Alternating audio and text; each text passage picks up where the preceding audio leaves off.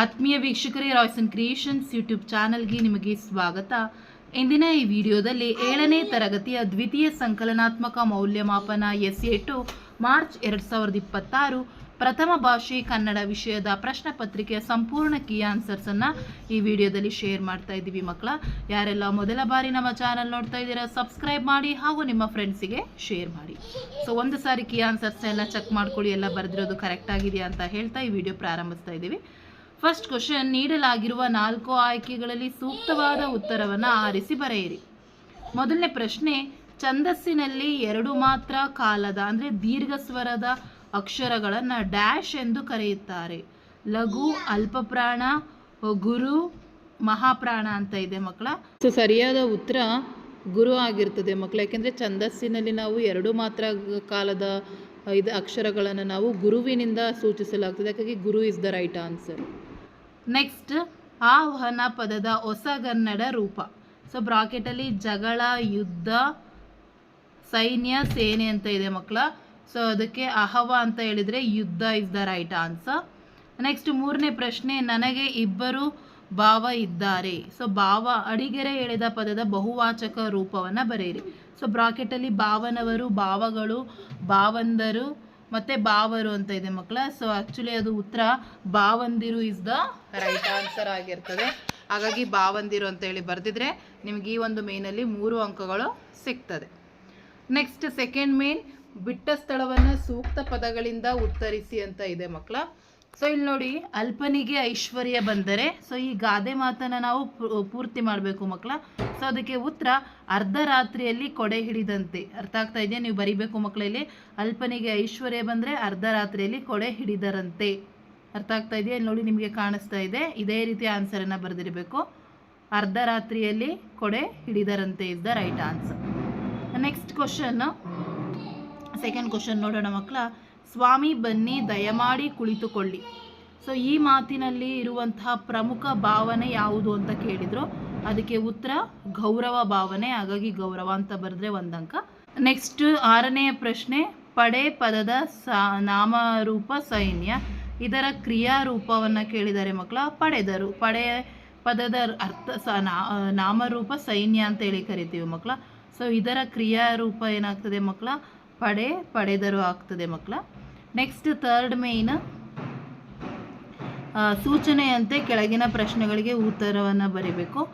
7ನೇ ಪ್ರಶ್ನೆ, ಬಂಧನ ಇದರ ವಿರುದ್ಧಾರ್ಥಕ ಪದ ಅಂತ ಕೇಳಿದ್ದಾರೆ ಮಕ್ಕಳ. ಸೊ ಬಂಧನ ಪದದ ವಿರುದ್ಧಾರ್ಥಕ ಪದ.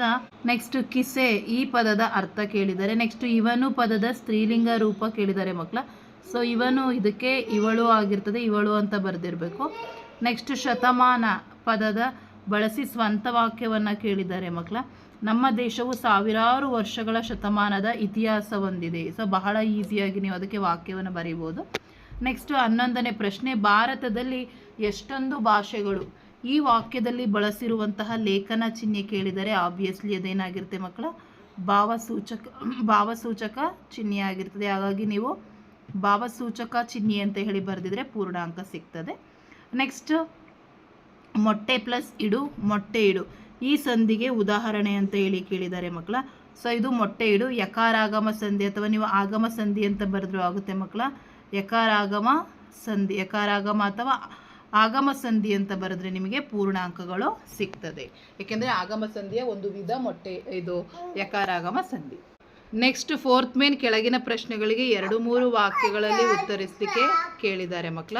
13ನೇ ಪ್ರಶ್ನೆ, ನೀವು ನೋಡಿರುವ ಇರುವೆಗಳ ವಿಧಗಳನ್ನು ಹೆಸರಿಸಿ ಅಂತ ಕೇಳಿದ್ದಾರೆ. ಸೊ ಅದಕ್ಕೆ ಸರಿಯಾದ ಉತ್ತರ ಕೆಂಜುಗ, ಕಟ್ಟಿರುವೆ, ಕೆಂಪು ಇರುವೆ, ಕಪ್ಪಿರುವೆ, ಸೊ ನಾನಾ ಥರದ. ಸೊ ಅವನ್ನ ಬರೆದ್ರೆ ಸಾಕು ಮಕ್ಕಳ.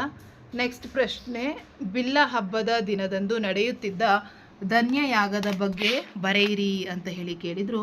ಮಧುರಾ ನಗರದಲ್ಲಿ ಬಿಲ್ಲ ಹಬ್ಬದ ಪ್ರಯುಕ್ತ ಧನ್ಯಯಾಗ ಮಹೋತ್ಸವ ನಡೆಯುತ್ತಿತ್ತು. ಇಲ್ಲಿ ಸಾಹಸ ಯುವಕರು ತಮ್ಮ ತಮ್ಮ ಶಕ್ತಿ ಪ್ರದರ್ಶಿಸಿ ಮಧುರಾ ವೀರ ಪ್ರಶಸ್ತಿ ಗೆಲ್ಲಲು ಪ್ರಯತ್ನಿಸುತ್ತಿದ್ದರು. ನೆಕ್ಸ್ಟ್ 15ನೇ ಪ್ರಶ್ನೆ, ಪೂರ್ಣಚಂದ್ರ ತೇಜಸ್ವಿಯವರ ಜನ್ಮಸ್ಥಳ, ಕಾಲ, ಕೃತಿಗಳನ್ನು ಪರಿಚಯಿಸಿ ಅಂತ ಕೇಳಿದ್ದಾರೆ. ಸೊ ಇವರು ಪೂರ್ಣಚಂದ್ರ ತೇಜಸ್ವಿಯವರು ಶಿವಮೊಗ್ಗ ಜಿಲ್ಲೆಯಲ್ಲಿ ಜನಿಸ್ತಾರೆ. ಇವರ ಕಾಲ 1938 ಸೆಪ್ಟೆಂಬರ್ 8ರಂದು ಜನನ ಆಗ್ತದೆ. ನೆಕ್ಸ್ಟ್ ಕೃತಿಗಳು ಅವರು ಬರೆದಿರುವಂಥದ್ದು ಅಬಚೂರಿನ ಪೋಸ್ಟ್ ಆಫೀಸು, ಚಿದಂಬರ ರಹಸ್ಯ, ತಬರನಕತೆ. ಸೊ ಇದಿಷ್ಟು ಬರೆದಿದ್ರೆ ನಿಮಗೆ ಪೂರ್ಣ ಅಂಕಗಳು ಸಿಗ್ತದೆ. 16ನೇ ಪ್ರಶ್ನೆ, ಕನ್ನಡ ಮಾತೆಯನ್ನು ಹೇಗೆ ಆಧರಿಸಬೇಕು ಕೇಳಿದ್ದಾರೆ ಮಕ್ಕಳ. ಸೊ ಉತ್ತರ ಏನಪ್ಪ ಅಂದರೆ, ಕನ್ನಡಿಗರು ಭೇದ ಭಾವವನ್ನು ಮರೆತು ಒಲವನ್ನು ಎರೆದು ನರಗಳನ್ನು ದಾರದಂತೆ ಮಾಡಿ ದೀಪ ಹಚ್ಚುವ ಮೂಲಕ ಕನ್ನಡ ಮಾತೆಯನ್ನು ಆಧರಿಸಬೇಕು ಅಂತ ಹೇಳಿದ್ದಾರೆ. ನೆಕ್ಸ್ಟ್ 17ನೆಯ ಪ್ರಶ್ನೆ, ಎಳ್ಳು ಬೆಲ್ಲ ತಿನ್ನುವುದರಿಂದ ವೈಜ್ಞಾನಿಕ ಕಾರಣವನ್ನು ಕೊಡಿ ಅಂತ ಕೇಳಿದ್ದಾರೆ. ಅಥವಾ ನಿಮ್ಮ ಮನೆಯಲ್ಲಿ ಆಚರಿಸುವ ಯಾವುದಾದರೂ ಒಂದು ಹಬ್ಬದ ಕುರಿತು ಬರೆಯಿರಿ ಅಂತ ಕೇಳಿದ್ದಾರೆ ಮಕ್ಕಳ.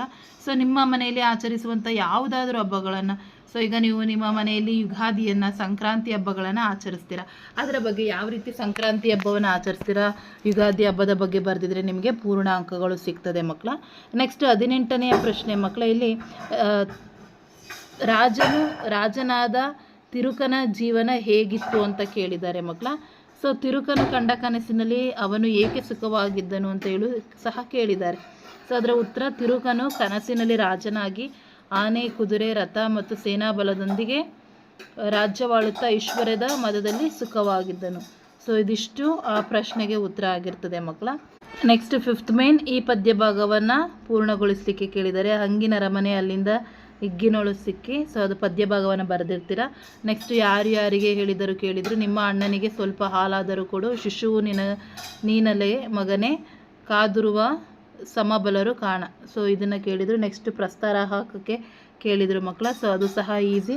ಬಾಳೆಯ ಅಂತ ಹೇಳಿದರೆ ಅದು ಗುರು ಆಗಿರ್ತದೆ ಮಕ್ಕಳ, ಬಾಳೆಯ ತೋಟದ. ಸೊ ಈ ರೀತಿ ನೀವು ಲಘು ಗುರುವನ್ನು ಹಾಕೊಂಡು ಹೋಗಿದರೆ ಈಸಿಯಾಗಿ ನಿಮಗೆ 2 ಅಂಕ ಸಿಗುತ್ತೆ. ನೆಕ್ಸ್ಟ್ ನಿಮಗೆ ಸರೋವರ, ಕೆರೆ ಮತ್ತು ಹೊಂಡಗಳು ಬೇರೆ ಬೇರೆ ಕೆಲಸಕ್ಕೆ ಬಳಕೆಯಾಗುತ್ತಿವೆ ಏಕೆ ಅಂತ ಕೇಳಿದ್ದಾರೆ. ಅಥವಾ ನಿನ್ನ ಅಕ್ಕನ ಮದುವೆಯ ಪ್ರಯುಕ್ತ 2 ದಿನ ರಜಾ ಕೋರಿ ತರಗತಿಯ ಗುರುಗಳಿಗೆ ರಜಾಪತ್ರ ಬರೆಯಿರಿ. ಅಥವಾ ಈ ಚಿತ್ರವನ್ನು ಗಮನಿಸಿ 5-6 ವಾಕ್ಯದಲ್ಲಿ ಬರೀಬೇಕು. ಇದು ಒಂದು ಕಾಡಿನ ಒಂದು ವಾತಾವರಣ ಮಕ್ಕಳ. ಸೊ ಈ ಚಿತ್ರದಲ್ಲಿ ಬೇಟೆಗಾರ ಪ್ರಾಣಿಗಳನ್ನು ಬೇಟೆಯಾಡಲು ಬರ್ತಿದ್ದಾನೆ, ಅದರ ಬಗ್ಗೆ ನೀವು ಬರೆದಿದ್ರೆ ನಿಮಗೆ ಪೂರ್ಣ ಅಂಕಗಳು ಸಿಗ್ತದೆ. ಸೊ ಎಲ್ಲರೂ ಚೆನ್ನಾಗಿ ಬರೆದಿರ್ತೀರ.